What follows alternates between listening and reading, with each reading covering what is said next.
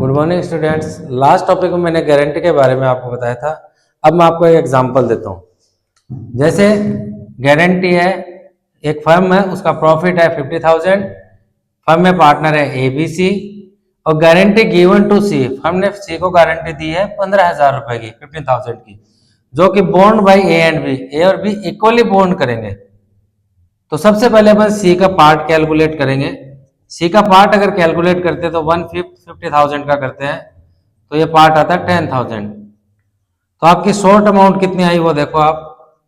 Short amount guarantee दी थी 15,000 की, 10,000 उसका पार्ट आ रहा है, मतलब 5,000 है वो शॉर्ट अमाउंट है। तो ये ए और बी इक्वली बॉन्ड करेंगे, तो bond by A and bond by B.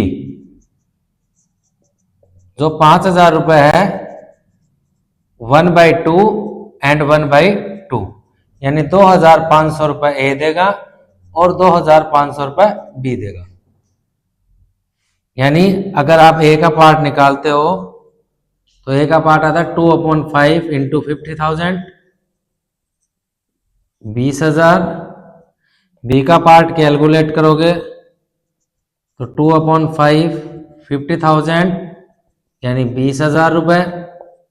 But receive जब करेंगे, रिसीव्ड बाई ए, 20,000 में से उसके 2,500 रुपए कट हो जाएंगे, यानी 17,500 रुपए। इसी तरीके से रिसीव्ड बाई बी, 20,000 में से बी के भी 2,500 रुपए कट हो जाएंगे, यानी 17,500, 17,500।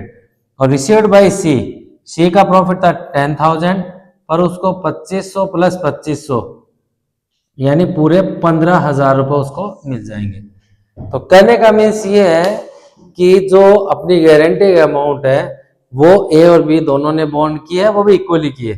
तो ए का प्रॉफिट का पार्ट कैलकुलेट कर लिया, बी का कैलकुलेट कर लिया, और दोनों पार्ट में से जितनी भी राशि उन्होंने, जितनी भी अमाउंट दी है वो उनमें से माइनस हो गई, और जो रिसीवर है सी उसके वो ऐड हो गई। Okay, thank you. Next topic में नेक्स्ट वीडियो मिलेंगे।